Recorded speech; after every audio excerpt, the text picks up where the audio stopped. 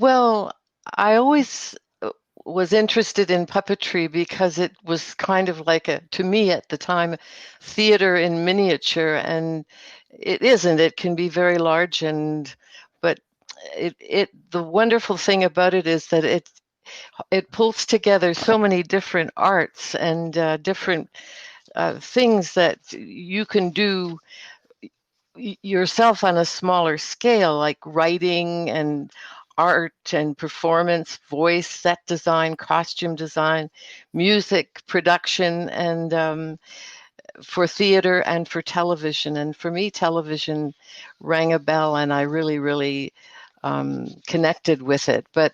I did start out as a young kid being very interested in puppetry, and my family went to a holiday in New York when I was I think I must have been 9 or 10, and we were staying in a hotel, and the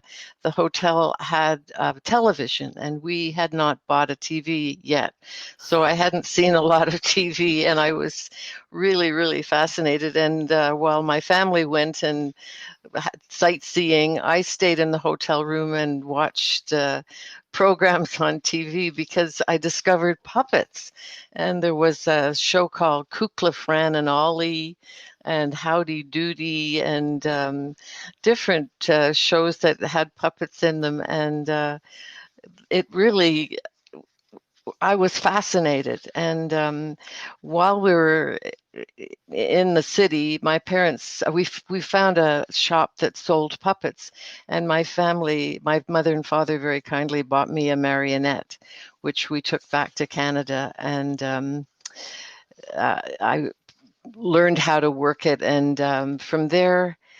I um, went into other areas, but that's sort of how I got introduced to puppets. And then I went to art college and did drawing and painting, and discovered at the end of my course that while it was a wonderful course to take as an adult, it really wasn't what I wanted. And puppets were kind of not so cool at art school. But when I got back home to Ottawa, where I grew up, um,